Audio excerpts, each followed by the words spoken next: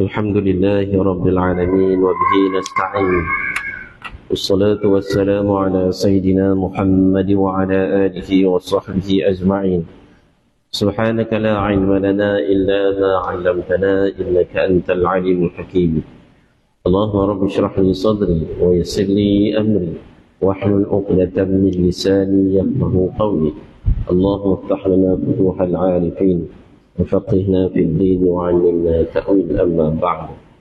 Yang berusaha berisan ahli dan kuasa masjid, tuan imam, tuan bilal, tuan siap, muslimin muslimat yang dikasihi oleh Allah Subhanahu wa taala. Alhamdulillah pada malam ini kita menyambung pengajian kita dan insya-Allah kita cuba habiskan kitab ini pada hari ini, dan tajuk terakhir kita pada malam ini ialah ziarah kubur ibu bapa. Tuan-tuan yang dikasihi oleh Allah Subhanahu wa taala. Allah Subhanahu wa taala adalah Tuhan yang sangat pemurah lagi Maha Mengasihi. Allah Subhanahu wa taala menjadikan kedua ibu bapa kita salah satu tempat untuk kita dipermudahkan untuk masuk ke syurga Allah Subhanahu wa taala. Maka ibu bapa ini tuan-tuan tidak ada galang gantinya sepanjang hidup kita. Namun apabila mereka sudah tiada, sudah pasti kita akan merasa sangat hiba, bersedih dan terkenang-kenangkan kepada mereka. Namun tanggungjawab kita sebagai anak yang soleh tak habis. Tidak habis. Selagi nyawa kita dikandung badan, maka kita bertanggungjawab untuk menyelamatkan ibu dan bapa kita yang sudah tidak ada bersama dengan kita lagi. Maka apakah selayaknya yang dilakukan oleh kita sebagai anak? Antaranya tuan-tuan yang dikasihi oleh Allah ialah menziarahi kubur kedua ibu bapa kita. Terutama tuan-tuan dikasihi oleh Allah pada hari-hari ataupun pada hari Jumaat. Lebih besar ganjaran dan pahalanya jika kubur ibu bapa diziarahi pada tiap-tiap hari Jumaat, dibacakan Al-Quran dan berdoa, lalu kita merintih memohon keampunan daripada ibu bapa. Kelebihan mengenang ibu bapa dengan doa dan dengan menziarahi kuburnya membawa kebaikan bukan sahaja kepada anak-anaknya yang saleh, tetapi juga anak yang derhaka.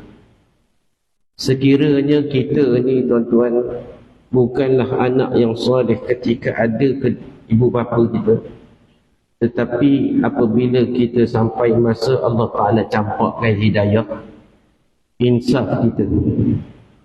Bila dah insaf tuan-tuan, sedangkan kita nak berbakti kepada dua ibu bapa kita, sudah tak ada dah, mak ayah kita dah tak ada. Jadi tuan-tuan, apakah ada kesempatan lagi untuk kita berbuat baik kepada kedua ibu bapa kita? Jawapannya ya. Anak soleh, ia tak ada masalah. Anak yang soleh ataupun anak derhaka ini masih ada peluang lagi dia untuk menebus kesalahan dan kesilapan diri dia, dengan dia kembali bertaubat kepada Allah, mengerjakan kewajipan-kewajipannya, dan juga dia berdoa untuk kedua ibu bapanya dan menziarahi kedua ibu bapanya. Dalam sebuah hadis diterangkan, anak derhaka yang telah kematian kedua ibu bapanya, kemudian ia menyesal dan bertaubat, dan dia sentiasa berdoa untuk mereka, nescaya ia diampunkan oleh Allah dan dikira sebagai anak yang taat. Itu dia.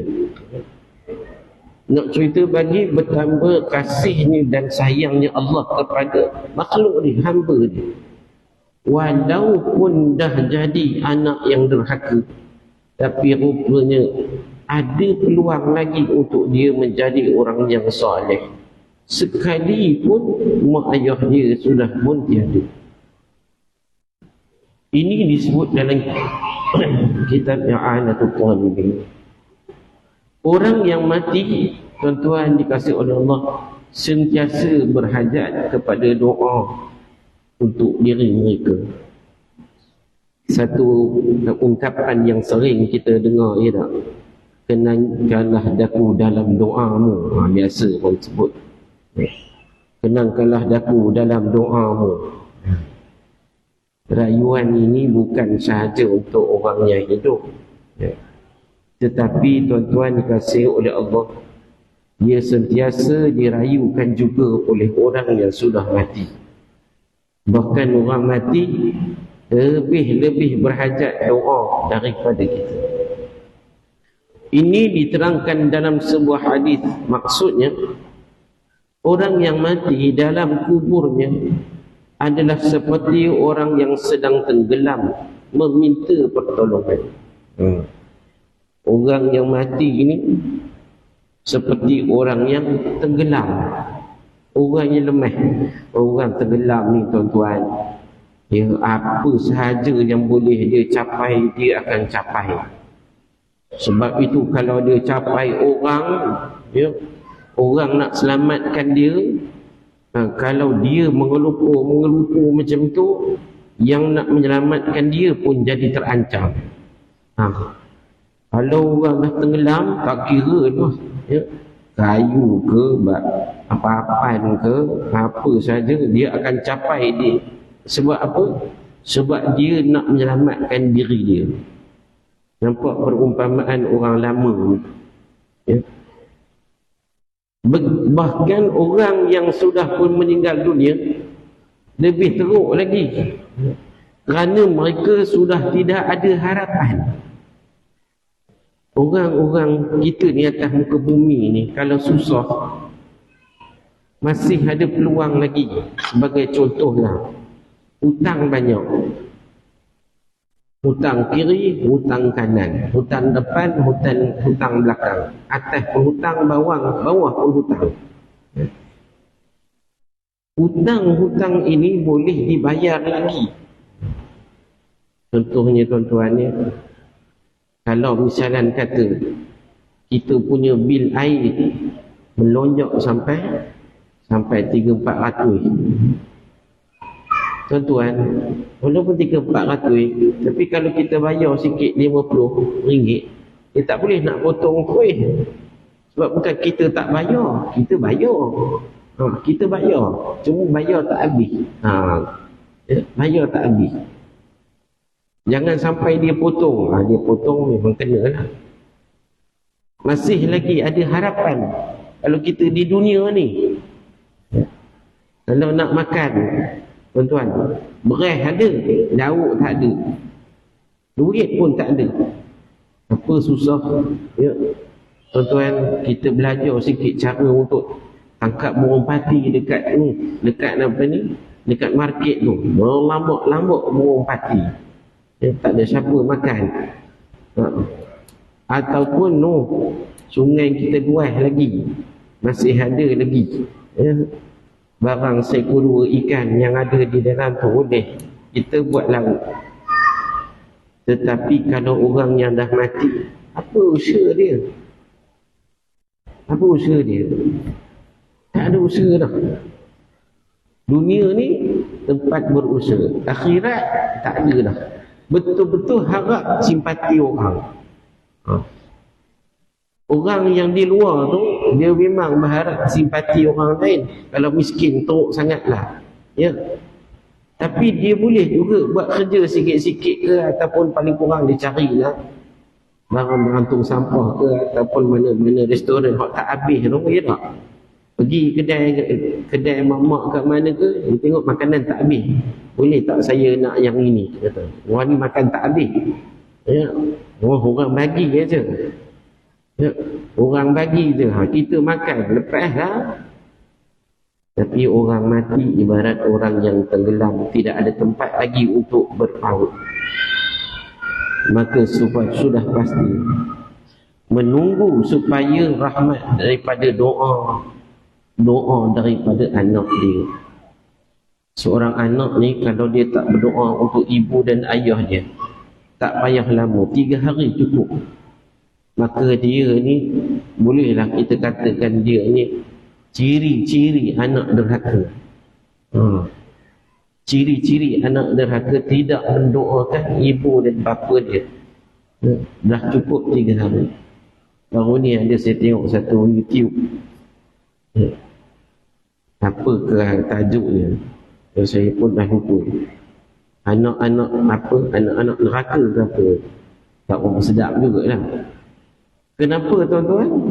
Ada 4 orang ni, sahabat ini menguruskan satu jenazah seorang ibu yang mana tidak dituntut oleh anaknya.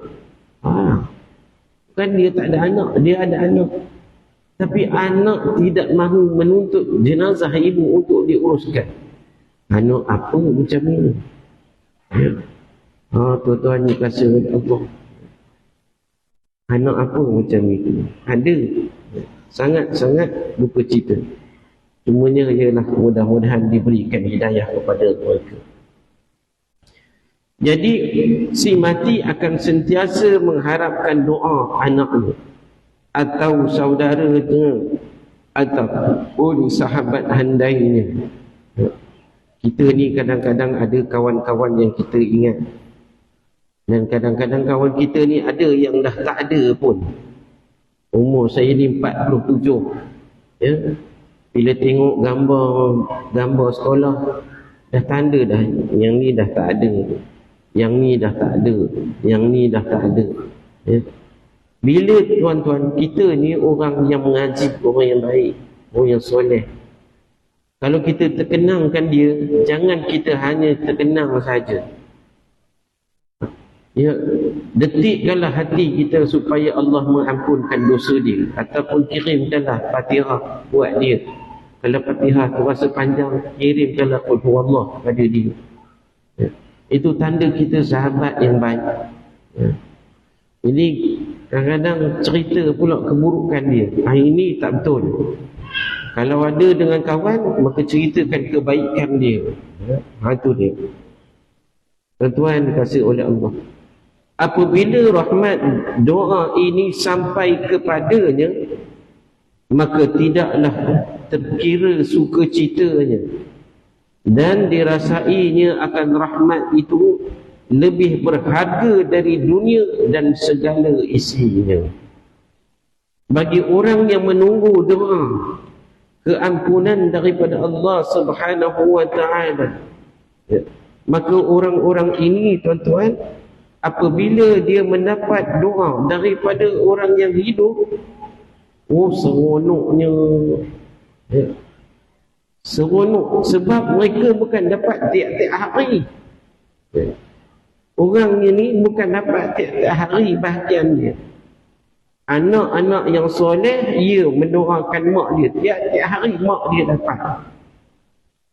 Baik itu anak soleh ini, kalaulah mak ayah dia pun orang fasik, tapi kuatnya tak kuat doa anak ini, boleh mengeluarkan dia daripada syurga dan neraka jadi ahli syurga. Ini anak soleh. Tapi nak boleh anak soleh ini bukan senang. Ya. Anak soleh ini tempatnya di masjid. Ya. Anak soleh ini tempatnya ni mainnya di masjid, tempatnya datang sembahyang di surau. Yang itu bukan senang nak buat. Tadi tuan-tuan saya hakim kepada 3 acara alam ria pasti. Ada azan, ada 12 orang azan, budak-budak azan. Biasalah, ada yang okey, ada yang kata taraf budak-budak, bolehlah. Kemudian ada yang pidato 2 orang. Seorang tu bolehlah sikit-sikit, yang seorang lagi kecil je, handai, tapi tak habis. Yang mengkagumkan saya, ada seorang budak ni umur 5-6 tahun. Khutbah ni ada 3 orang saja. Dia habis habis khutbah. Daripada khutbah pertama sampai khutbah kedua, sampai doa. Hafal semua. Hafal semua. 5 muka surat. Saya lemak satu-satu. Tak ada jatuh. Handai betul budak ni, saya kata. Saya kenal budak ni. Sebab apa? Budak ni, ya, ayah dia JPJ. Mak dia hospital, kalau tak silap saya. Jadi bila mak hospital ni, kerja mak shift tak sama dengan ayah. Jadi bila belah malam, ayahnya akan bawa anaknya ke surau. Mainlah anaknya tempat surau daripada kecil sampai besar. Ayahnya rajin datang surau dengan ngaji, berpusing-pusing, berguling-guling budak. Tapi kesannya apa? Oh, itu handainya. Ya. Doa panjang pun habis macam itu. Hafal dia. Itu tuan-tuan. Nak dapat anak yang soleh ini bukanlah satu perkara yang mudah. Ya. Walaupun kita hantar di sekolah, tapi sekolah bukanlah nak melahirkan anak yang soleh. Sekolah ni sekadar boleh mendidik manusia menjadi pandai saja. Tapi tarbiyahnya tu datang daripada rumah, tuan-tuan dikasihi oleh Allah Subhanahu wa ta'ala. Maka apabila tuan-tuan, harta yang paling mahal adalah anak yang soleh. Ya, mak ayah ni bila kita dah berumur macam ini, ya, anak kerja apa pun tak apa asalkan halal. Tapi kalau mereka tak ke masjid, tak ke surau, kita akan jadi serabut perut kita. Percayalah. Ya, serabut perut kita. Kamu ni tak ke masjid ke? Kamu ni tak ke surau ke? Bukannya tak semayang, dia semayang, tapi dia tak mau ke masjid, dia tak mau ke surau. Ini akan serabut. Maka seringkanlah menasihati mereka, tuan-tuan. Tuan-tuan yang dikasihi oleh Allah Subhanahu wa ta'ala, apabila datangnya doa daripada kedua anak-anak kita, maka apa yang dia dapat itu, dia akan rasakan itu lebih berharga daripada apa yang dia miliki di dunia itu dulu. Ataupun segala isi dunia ni kalau nak ditawarkan kepada dia, sudah pasti dia tidak mahu lagi. Apa yang dia nak ialah doa daripada anak-anak dia yang soleh dan solehah. Tuan-tuan dikasihi oleh Allah, dalam hadis juga menerangkan bahawa roh orang yang mati datang beramai-ramai ke langit dunia pada tiap-tiap malam dan berhenti bertentangan dengan rumah masing-masing. Tiap-tiap satu roh di antaranya menyeru berkali-kali dengan suara hiba dan sayu. Katanya, wahai ahli rumahku, wahai kaum kerabat dan anak-anakku, wahai orang yang telah mendiami rumah kami dan yang telah membahagi-bahagikan dan menerima harta pusaka peninggalan kami, adakah sesiapa di antara kamu yang masih ingat kepada kami atau yang pernah memikirkan keadaan kami yang sedang berada di alam barzakh? Siapa nak fikir? Kita ni tuan-tuan usah harap sangat kepada kawan, kepada manusia, kepada anak. Lepas tu kita banyakkan amal soleh untuk diri kita. Sebagai contohnya, ya, sekarang ni kita sedia maklum Palestin itu, Gaza khususnya, sedang dihentam oleh rejim Zionis Israel. Gaza ini tak ada besar mana, panjangnya, lebarnya lebih kurang 9 km, panjangnya lebih kurang 40 km. Separuh daripada Perlis lah kita kata. Ya. Gaza ni separuh Perlis. Penduduknya 2.2 juta. Kalau kita ambil lebih kurang besar Teluk Intan ni lah kita kata. Tapi penduduknya 2.2 juta. Padat. 1 meter persegi 6 orang duduk. Dan mereka, tuan-tuan, mereka mempertahankan tanah Gaza tu tak mau keluar. Walaupun Yahudi dah beritahu Kami, orang yang duduk di utara Gaza, sila keluar menyelamatkan diri. Kerana tempat itu kami akan tutup kan. Apa matlamatnya? Bila orang Palestin keluar, mereka akan tawan tempat itu. Itulah. Jadi orang Palestin tidak akan keluar daripada tempat itu, dari rumah mereka. Biar mereka mati di situ. Kerana tanah Gaza ini memang tanah syuhada. Datuk dia, mereka mati syahid. Ayah dia mati syahid. Warga mereka semua syahid. Mati di bom, mati itu biasa. Kan macam kita ni, mati kita kencing manis lah, darah tinggi lah, sakit jantung, kanser. Ya, tanah tu memang tanah para syuhada. Dan mereka tidak akan tinggal. Hancur lebur lah. Padang jarak, padang terkukur. Utara Gaza ni hancur. Jadi mereka telah memberikan nyawa mereka, memberikan kehidupan mereka. Ya. Dan tuan-tuan, mana yang berjuang berjihad mati sebagai seorang syuhada, mereka membawa 70 dari kalangan keluarga mereka masuk ke syurga tanpa hisab.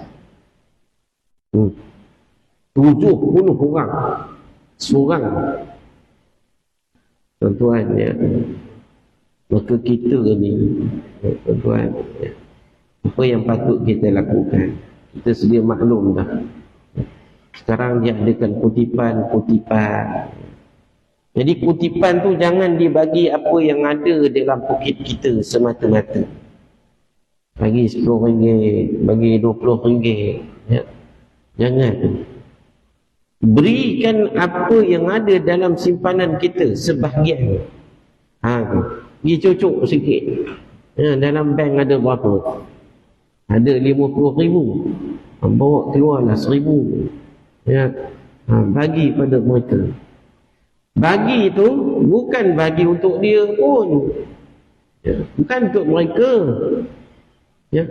Bagi itu untuk diri kita di akhirat pula. Itulah saham kita di akhirat pula, ya. Itu kita kena ingat. Sebab apa ke ni?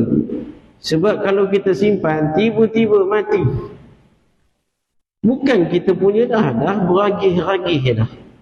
Harta pusaka ni akan diberagih-ragih.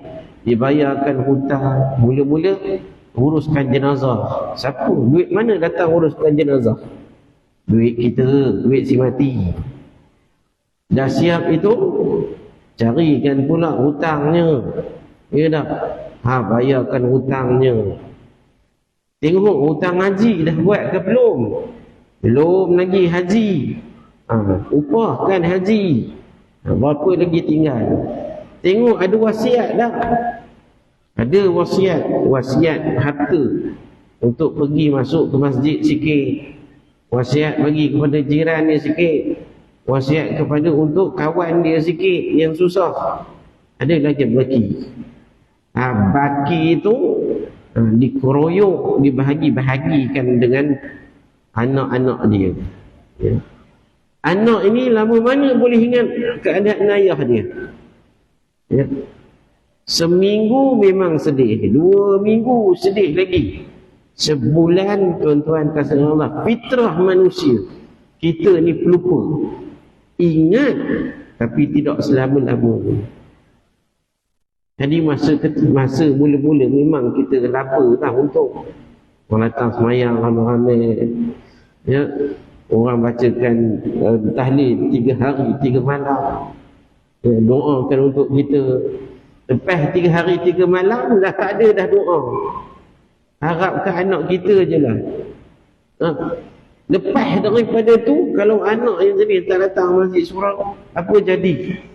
Kalau dia pun doa untuk ibu bapa pun kita tak ajar. Doa untuk ibu bapa pun dia tak hafal. Habis macam mana tuan-tuan? Macam mana nak dapat bahagian kita? Sudah pasti kita jadi orang yang rugi. Jadi apa lagi yang dapat boleh menyelamatkan kita? Harapan kita, tak ada harapan lah. Tak ada harapan. Sekadar menaruh harapan. Macam kata Zaitun Sami'un. Sekadar itu je lah. Tuan-tuan yang dikasihi oleh Allah, sebenarnya ya, kalau kita fikir-fikir ya, kita ni kadang-kadang banyak sangat bergantung ya. Jangan bergantung. Dunia bergantung tak apa, tapi akhirat kita janganlah kita bergantung lagi kepada manusia. Wahai ahli rumahku ya, ada siapa yang fikir ke tentang aku ni di alam barzah ni? Kenangkanlah kami dan bantulah kami dengan doa dan amal-amal soleh. Semoga Allah memberi rahmat kepada kamu semua. Itulah harapannya. Setelah puas menyeru dan merayu, kembalilah mereka kumpulan roh itu ke tempat masing-masing, dan akan datang lagi dari masa ke semasa. Jika ada yang mendoakannya, kembalilah dia dengan gembira. Kalau ada orang mendoakan dia, oh alangkah seronoknya dia. Iaitu ziarah kubur ini suatu yang dituntut. Ziarah kubur, khususnya kubur ibu bapa. Kita ziarah kubur ni dia jadi musim. Bulan Ramadan nak masuk raya, masa itulah ziarah kubur. Ataupun kadang lepas raya pergi ziarah kubur. Ya, bukannya tak boleh, betul lah tu. Tapi jangan dijadikan sebagai musim. Ziarah kubur ni ya paling kurang gilah sebulan sekali ke, ya tak? Ya 2 minggu sekali ke. Ya. Ini ziarah kubur ini. Kerana apa? Amalan ziarah kubur ini menginsafkan kita, merendahkan ego kita, ya, merendahkan sifat merendahkan pergantungan kita kepada dunia, hambatan kita kepada dunia. Itu dia. Di kubur duduk ya, maka di situ ya tempat yang kita boleh muhasabah dan insaf sekejap. Tuan-tuan ya, baik. Tapi dia tak jadi amalan. Mudahnya hati kita jadi keras lah. Keras hati ni sebab apa? Makan banyak. Ya. Makan pula udahlah banyak. Sedap pula tu. Sekarang ni ada orang panggil food hunter.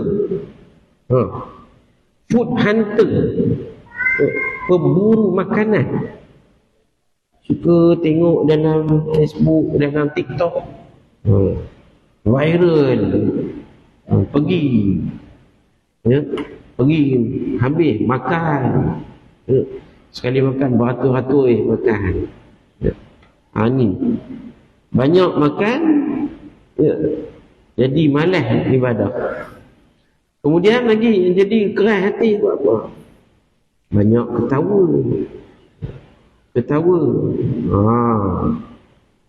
Ketawa banyak. Tengok sitcom, tengok ya cerita-cerita lucu, ya, dengar cerita-cerita lucu. Akhirnya hati kita ni keras. Ya. Dekat kubur pun boleh bergurau lagi. Itu yang tak tahan. Ya. Dekat kubur ni bukan tempat yang boleh menginsafkan dia, bukan boleh mengingatkan dia, tetapi tempat dia bergurau senda pula, boleh ketawa pula dekat situ. Tuan-tuan dikasihi oleh Allah Subhanahu wa ta'ala, apa dah jadi kepada hati manusia itu. Baik. Jadi tuan-tuan dikasihi oleh Allah, jika dia mendengar maka dia akan seronok. Tapi bila orang ni tak dapat apa-apa, dia akan jadi hampa. Hampa macam padi. Hampa ni padi. Padi itu kosong, tak ada apa. Ya, itu dia. Maka kedua-dua hadis ini menerangkan setakat mana berhajatnya orang mati dengan doa orang-orang yang hidup. Sebab itulah sebab itulah kita diberi panduan di dalam Al-Quranul Karim supaya tiap-tiap seorang sentiasa berdoa memohon rahmat Allah, bukan sahaja bagi dirinya ibu bapanya dan kaum kerabatnya, tetapi bagi umat Islam umumnya yang hidup ataupun yang telah meninggal dunia. Seperti mana tiap-tiap Jumaat, ya tak, paling kurang imam akan berdoa apa dia? Allahumma ghafiril muslimina wal muslimat. Orang pun amin. Wal mu'minina wal mu'minat. Amin. Masa tu orang yang tidur dah bangun dah. Bila time doa tu orang tidur dah bangun dah. Ya. Sebab apa? Doa mendoakan orang yang hidup dan mendoakan orang yang mati. Ya. Sebagian ulama beritahu bahawa doa ini, ya, doa ini untuk semua orang dapat satu dunia, semua umat dapat. Tetapi ada yang dihalang daripada menerima doa ni. Ada juga yang tak boleh terima doa ni. Siapa dia? Dari kalangan orang yang tidak menyembah Allah, yakni tak sembahyang. Orang yang tak solat. Dah apa? Solat ni tiang. Ya. Ada pun doa ni bab kata orang tu keping atap. Ya. Tiang tak ada. Mana atap ni nak landing? Ya. Tak ada rangkanya. Maka mereka ini tidak akan mendapat doa daripada orang Islam. Fadilat doa untuk orang Islam ini tidak ada. Maka tuan-tuan yang dikasihi oleh Allah Subhanahu wa taala, beruntunglah bagi mereka yang mengerjakan sembahyang, ya, sampai telah habis umurnya. Jadi tuan-tuan yang dikasihi oleh Allah Subhanahu wa taala, maka selesailah kitab kita ini. Tuan-tuan, habis dah kitab Mustikah Hadis jilid kedua ni. Berapa lama tuan-tuan? 10 tahun. Nak mengambilkan satu kitab ni ambil masa 10 tahun. Hari ni berapa bulan? 29. Sejak daripada surau kayu pindah surau batu, pindah ke masjid. Lepas ni kita pindah. Pindah ke alam barzakh pula. Itu nak cerita tuan-tuan. Dia pejang celik 10 tahun membaca kitab ini. Tapi alhamdulillah, habis juga. Tapi biasalah, bukan ngaji tiap-tiap hari. Setahun 12 kali. Setahun 12 kali, padanlah. Kami yang mengaji kitab I'anatul Talibin, ya, kitab fiqh, ya, tak tahu. Kecuali adalah beberapa hari. Ya, 2 tahun menghabiskan kitab tu. Tapi bila habis kitab ni seronok. Ya, sebab apa? Habis kita belajar satu kitab ni. Dia sedap mengaji ni menadah juga. Ya, macam ngaji orang ngaji pondok. Tu menadah. Yang mengaji di universiti ini, dia bagi kata orang tu selet saja. Sebab itu, ya, dari segi lumat ilmunya, ya, di pondok. Ya, di pondok ini lumat sehari 4 baris saja. Kita ni kira pondok lah juga ni. Sehari sekali datang 2 hadis, 3 hadis. Ya, setahun boleh dalam berapa hadis. Jadi alhamdulillah, insya-Allah akan datang kita nak baca kitab apa pula, nak sambung apa ni. Kalau ikutkan kita ada satu lagi kitab, iaitu kitab Tanbihul Ghafilin. Tanbihul Ghafilin tu besar kitabnya. Jadi kalau kita nak baca malam boleh, nak baca pagi pun boleh. Kita ambil daripada awal balik lah, saya rasa. Ya, daripada kitab Tanbihul Ghafilin, daripada awal bab ikhlas itu sampailah kita pelan-pelan sikit-sikit. Mau 30 tahun pula mengambilnya. Ya, tuan-tuan yang kasih oleh Allah Subhanahu wa taala. Jadi alhamdulillah tuan-tuan, selesai satu bab. Dan kitab ini tuan-tuan, Mustikah Hadis ini, ya, diambil, dia pilih hadis-hadisnya dan disaring. Kemudian kitab ini dibuat ataupun ditashihkan ataupun disahkan oleh Sahib Samahah Mufti Wilayah Persekutuan pada tahun 1982. Kira-kira 41 tahun yang lalu kitab ni. Cumanya kira muda lah, ya.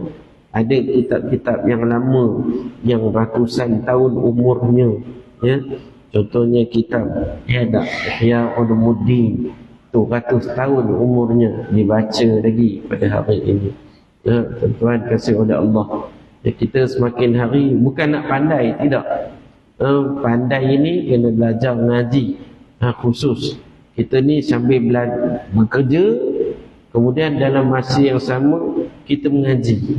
Mengaji ini bukan untuk pandai, tidak, tetapi untuk mengingatkan kita.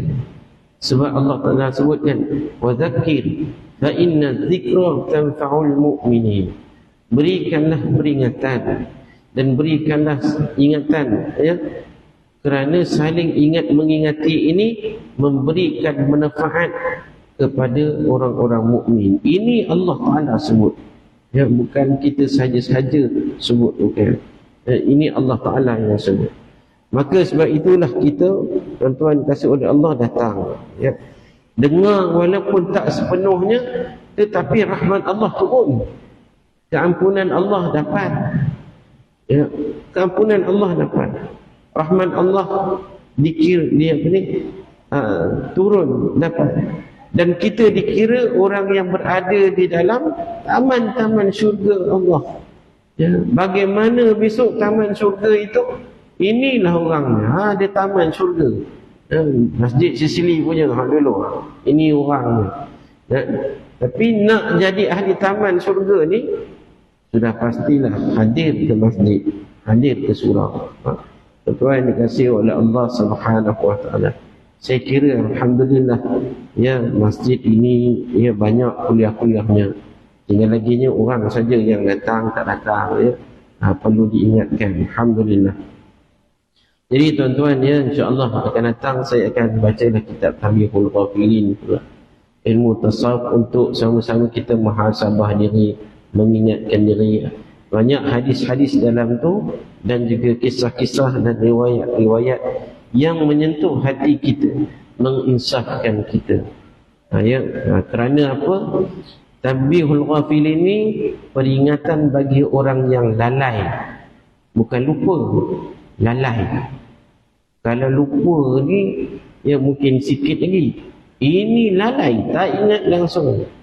Dalam masalah ikhlas, dalam masalah akhirat, ya, dalam masalah kedahsyatan akhir, tentang rahmat Allah, ya, itu semua tu perkara-perkara tersebut akan dihurai dan diceritakan dalam kitab Tanbihul Ghafilin.